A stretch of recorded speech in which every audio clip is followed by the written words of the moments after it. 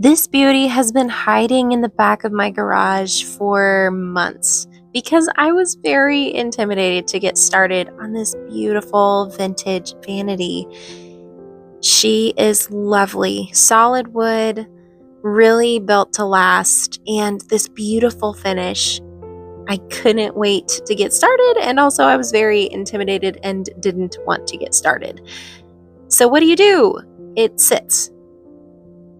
But you know what? Today's the day. We're blazing ahead, and I'm getting started by cleaning up these drawer pulls, and I'm going to give the whole piece a good cleaning just to get started.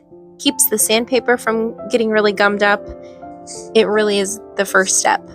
Also, I've recently heard and shared with you that cleaning is kind of like where you first get to know the piece. You get to see all of the up close dings and damage that you need to repair, and just get the lay of the land, the landscape of the furniture. I got this piece from my sister-in-law, who often finds these kinds of treasures. When I saw this one, I knew I needed to get it and refinish it. So here we are. Oftentimes in furniture, especially old furniture, the top drawer will have the logo or the brand either sometimes printed or a sticker. This one's actually a metal inlay. Lamers, I think? Lamert. I am terrible at this. Why do I never know how to pronounce these furniture company names? Lamers? Lamer. We're gonna go with that one. Anyway. These drawers are amazing. The top ones are a little more shallow, and the bottom ones are just humongous. It's perfect. It's perfect for fitting your entire wardrobe. Really hefty drawers, sturdy, solid, and yet dainty. Just really beautiful.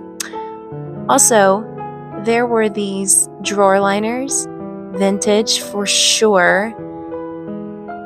Several of them, they were really aged, but really cool. So I'm going to hang on to those and see if I can salvage those in some way for something, but they are a little worn out to just put right back in here. And honestly, the bottoms of these drawers are beautiful. They smell great. They look nice. I'm just going to leave them. I will put some paper in the top drawers just because there are a few stains, but really, the drawers are in great condition. They're really beautiful. So I mentioned I got these from my sister-in-law, and just a little background, I'm pretty certain that they were out of a storage unit. Have you ever seen that show, Storage Wars, or something like it, where people go to storage units that are selling the contents of a storage unit that has been abandoned? Somebody didn't pay the bill or whatever, and they just sell everything in the unit to the highest bidder. It is so interesting to watch on TV, and it actually is a real thing. So my sister-in-law and brother go to those auctions, and they find all kinds of treasures, and I'm pretty certain that this was one of those treasures. And I actually went with them on one of these auctions, and maybe one of these days I'll dig out the furniture piece that I purchased, because I did purchase a unit. So that'll be kind of an interesting thing to look forward to. But just so you know, a lot of these wonderful pieces that I have are ones that I got from my sister-in-law from a storage unit auction. So how cool is that? Also, another really great place to find this kind of antique or vintage solid furniture that's in pretty good condition is estate sales. Now, this is probably no secret to you, but typically estate sales are going to be older people who have a lifetime of contents of their house to sell off after they've passed away or moved into assisted living. And it really is, there's just something different about older folks. They really took care of their furniture. I think it was better to start with, of course, because the older, the better. If it's solid wood, it's going to make all the difference. And a lot of times these estate sales will have solid furniture. Now we're about to go on an adventure, you and I, because I have never used acetone to strip a finish off of furniture. So I've seen this on the internet. It just kind of has exploded where people will use a wire brush or some kind of a scrubby brush to use acetone to scrape off the finish. And you can tell it's really working. This finish is like a red cherry kind of color. And it's actually working great. It's taking off finish. It is a little bit of work. And I was kind of frustrated because if you decide to try this using acetone, it evaporates very quickly. So even as I'm using it, you can see it drying where I have already worked super, super fast, even on camera. And I would recommend, probably, if I had to do this over again, to use a spray bottle. I've seen some people use a spray bottle and then just scrub, and maybe that would be better because I wasted so much. But a double winning feature of this using this acetone is most nail polishes are made of acetone. So if you have some nail polish you need to wear off, that's like dual purpose. You can take off your nail polish and the finish off of the furniture at the same time. I didn't need that today. I don't polish my nails very much, but just in case, just so you know, protect your hands. Probably, I didn't do that, but protect your hands is probably a good idea. Wear gloves for this. And if you have a nice manicure, it's definitely going to ruin it. I'm sorry.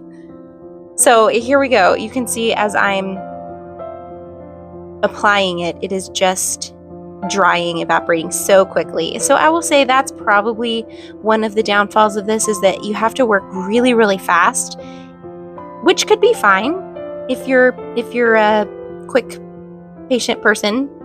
I'm not really either of those. But it did the job. It did the trick. It did exactly what I needed it to do. And I have a theory that there are some finishes this will not take off.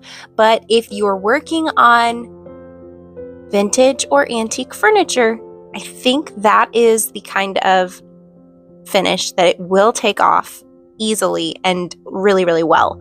So maybe a newer one, whatever they make the newer lacquers out of, might not do as well, but on these old antique furnitures, I think this will really do a good job. Now, you can tell it took the top coat off, but there is still some stain on there, and I'm just going to sand that off later. And I found that it was pretty easy to do because I had taken off that first layer of whatever the top coat was. So sanding was a breeze after this, really. Although I say it was a breeze, but really the flat surfaces were a breeze. As you can tell, those spindles are gonna be a trick, man.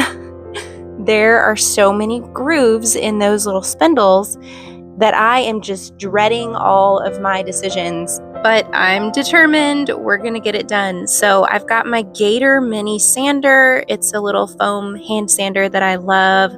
I will put a link to that in the description because I know it's simple, it's small. It's like, do I really need that?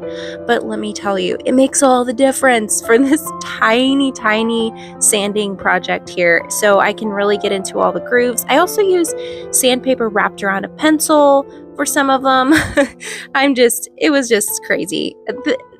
What was I thinking? That's what I just asked my 1-year-old, by the way. What was I thinking? And she's out here with me for this project. So I don't know. It was a big task, but this little sander made all the difference trying to get into those little grooves. And thankfully, because the finish is really old, it was coming off fairly easily. Otherwise, I would have given up and just painted this whole thing. So thankfully, I didn't do that. And now it's time for a public service announcement.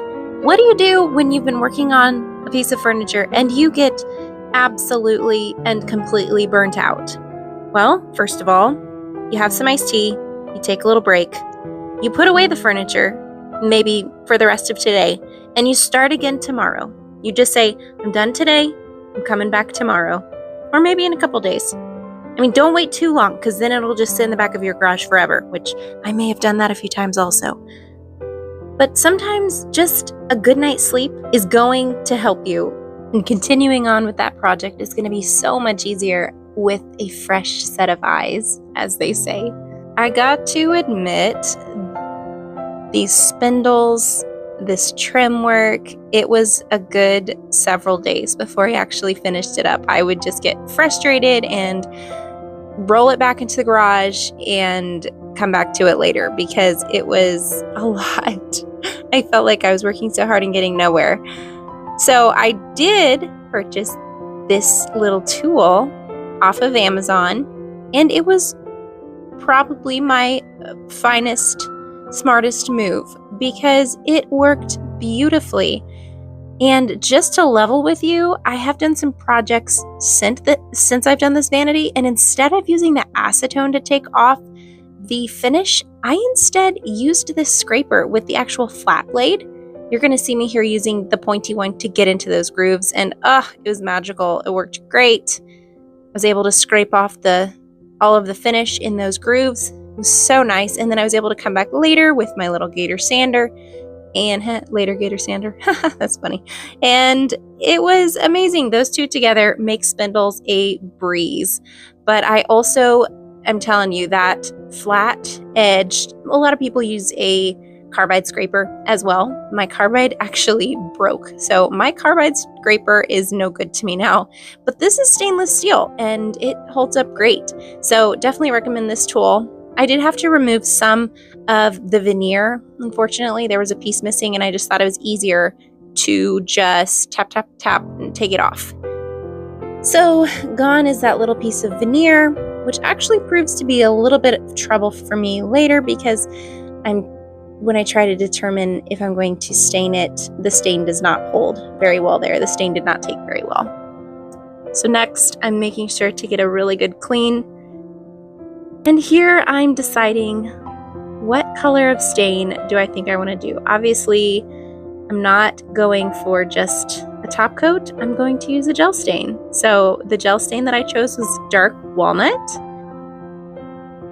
I am new to the gel stain world, but I am a fan. And as always, I am applying with an old sock because why not?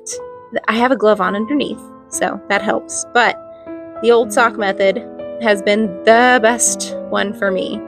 I don't like using those foam brushes. I don't know how you all do it. But I decided to use this beautiful stain, and I am staining the whole thing and still kind of planning how I'm going to do this, because originally I wanted to put a little bit of color on it, on the trim. I was leaning towards black, and I wanted to see, before I did that, what it's going to look like with just the stain. So I'm going to stain the whole piece with that gel stain.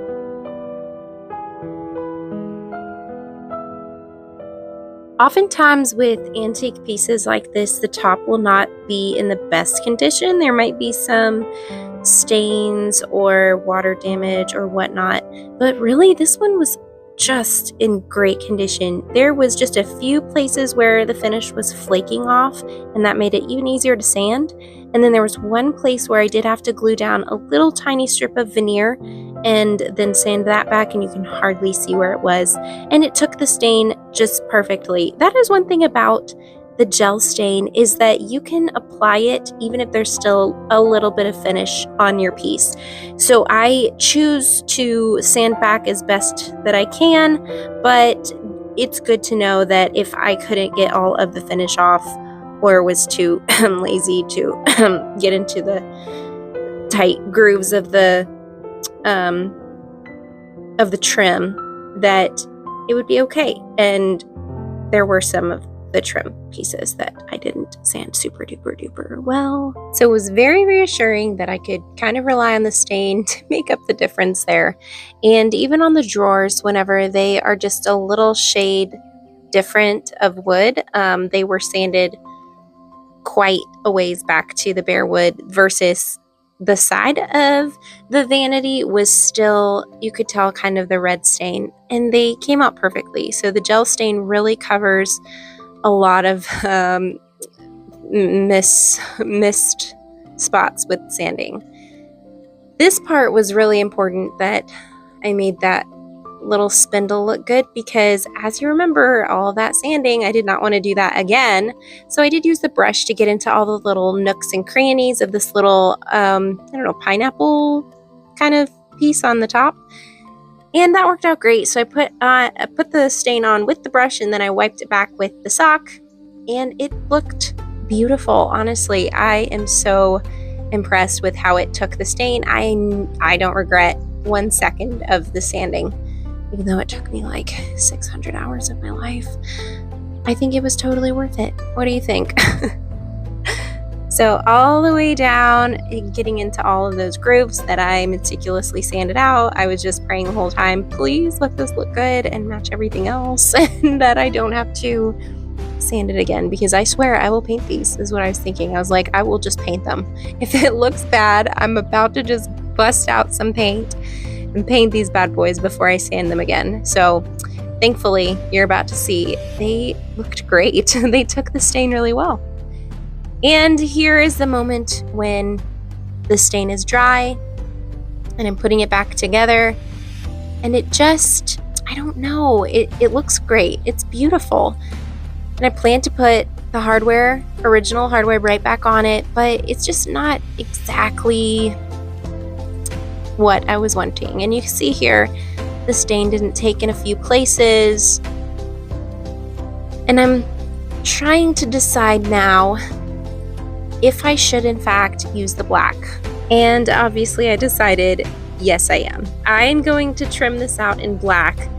And before anyone gets mad at me, just hold on, because I think it actually really works for this one. Plus, I am leaving a majority of the finish in the wood stain, and I think that it just amplifies the beauty of the wood grain, really.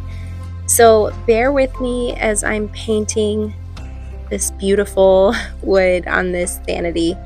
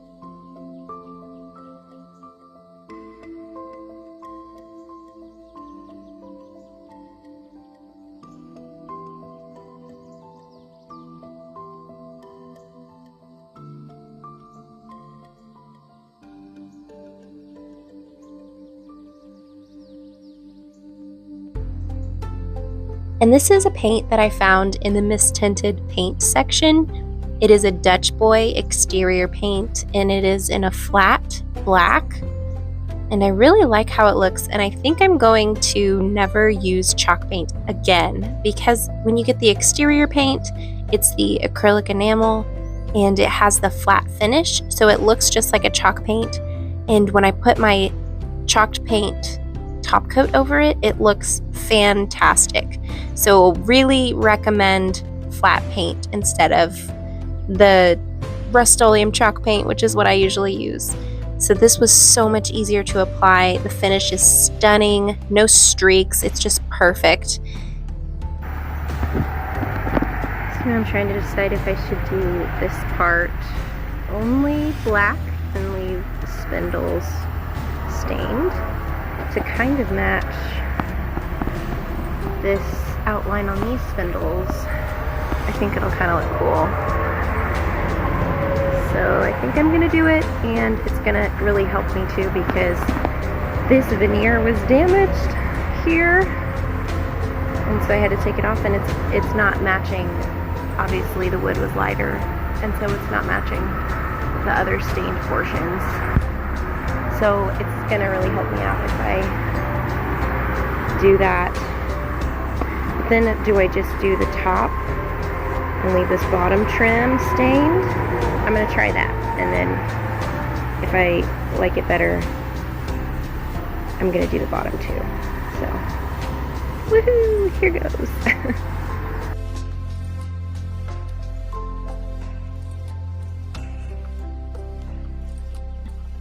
In most cases, I find it easier to use a really small craft brush instead of taping off where I want to paint. So that's something that I do a lot, is use a small craft brush. And I guess this is a paint dress now because I just painted it, so woohoo!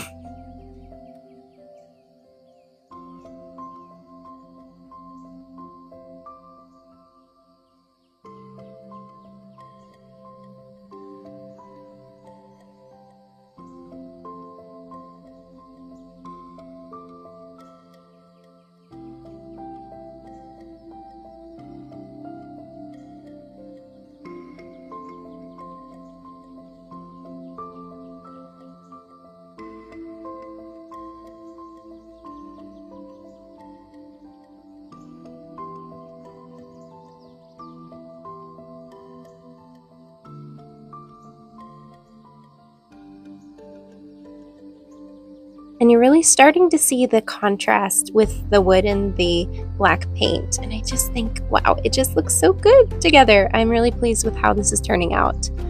Next is to tackle the mirror. Oh, you haven't really seen the mirror yet, have you? Okay, so the mirror is lovely and it is just gorgeous. It attaches to those spindles at the top. And I am hand sanding this because it is such a fine design that I just don't want to flatten out any of the ridges, and I'm using again my Later Gator sander. Okay, it's just a Gator sander, but it's great. Also, there's a spongy sanding block that I like to use, and that also has been great for this. Because I am painting, I'm not exactly taking off all of the finish. I'm just scuff sanding it really well, making sure there's no flaking finish that will cause the paint to not stick. But there is a small part at the top that I am sanding back completely because I'm going to stain it, and you'll see in just a minute what I mean. So here was a fun hack that I heard about. You can use playing cards, or I'm actually recycling some postcard flyers that I had that were destined for the trash, and you just take them, something like this, or cards, and stick them between the frame and the mirror. And if it doesn't fit quite right, then painter's tape works great. And then you're able to paint without having to tape it all off, and plus you can actually take out the cards or the postcards and reuse them. So it's a great hack to use for keeping your mirror clean while you're painting.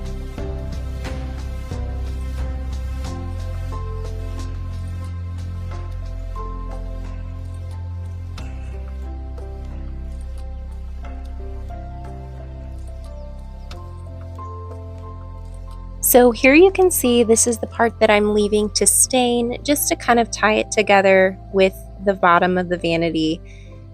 And I think this is it. I think this is the look that I'm going for. Next, I'm going to make sure I give it a good top coat. I'm using the chalked. You know that I love it. You know I love it. The Rust-Oleum chalked matte clear coat. It's super durable. It goes on beautifully, not streaky. It's amazing. Next, what are we going to do about these drawer pulls? Some are rusty, some are dingy, they're blackened with use, and I'm going to put some Barkeeper's Friend on them to clean them all off and see what is underneath all of that gunk. Years and years of gunk. So I just wet the surface and sprinkle a little bit of that Barkeeper's Friend on, and then I'm going to use my handy dandy Bosch drill with these little brush attachments, and it just gets more done faster. They're soft bristled, so I'm not going to be scratching or scraping the finish on the poles at all. Just cleaning. We're just cleaning here. But I think you're going to be amazed at the difference that it makes when we just clean these bad boys.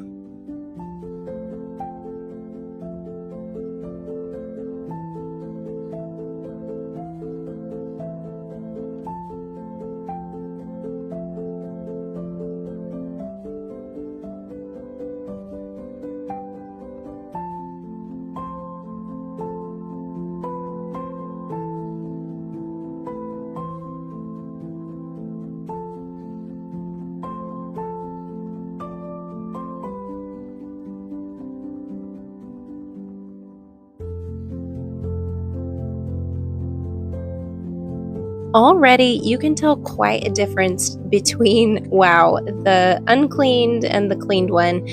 And it's still just not quite the color that I wanted. I want it to be a little more gold. So I'm going to use some of this Rub and Buff. And this is a new product for me. I'm using the shade Antique Gold, and I've only ever heard good things about this product. So I'm just trying it out, starting with a teeny tiny bit on, you guessed it, an old sock with gloves underneath, and just applying a teeny little bit in, I've heard circular motions is better, but I totally forgot that and just started striping it on. But it actually worked great. It's covering really well. It's kind of a weird consistency. It's a wax, and so it goes on kind of like you'd expect a wax to go on, but it just kind of stays there whenever you try and move it around a little bit. You can move the excess, but it really sticks well. It's hard to explain, but I am a fan now. I've been fully convinced. This stuff is great. I usually spray paint the hardware, but after having one piece hardware chip off and you could see the underneath finish, I was thinking, maybe I'll try this and see how it goes. And they say because it is a wax finish that it doesn't need to be sealed. So I'm going to go with that and not seal this. But after it dries, you can buff it out. And notice the difference. On the left here is the finish, and that on the right is the one that's just cleaned. But it's pretty easy to apply. Like I said, the old sock method. Some people use a paintbrush, I've seen. Some people use a little foam brush. There's lots of options probably. I think this is easy because I can kind of control by touch where it's going and how to move it around. But I should definitely try the paintbrush method. Maybe that would be something to consider in the future. But I just love how this is looking. It feels so, I don't know, it does feel like it's an antique gold. I love it so much. So now we're going to test and see how that mirror hack went. If it indeed did keep the paint off of the mirror. And so far so good. I'm able to just pull them right out. The paint's not chipping away or anything. Looks pretty good so far. So I would say this is a definite win. You should surely try it. And I'm just going to reuse these postcards again for the next mirror that I work on because that was super easy. Playing cards work great too. These are just a little bit bigger. So it's a hack, totally. Now we are almost finished with this beautiful vanity. We're in the homeward stretch, just putting on the drawer pulls that have been newly rub and buffed. They are this beautiful antique gold, and I think it really complements the dark walnut stain and the black trim. And I put a little bit of drawer liner in those shallow drawers that are going to go on top, and I think it all is just going to tie together perfectly. So you don't understand the amount of giddy excitement that I have here just putting those drawers in and just seeing this all come together.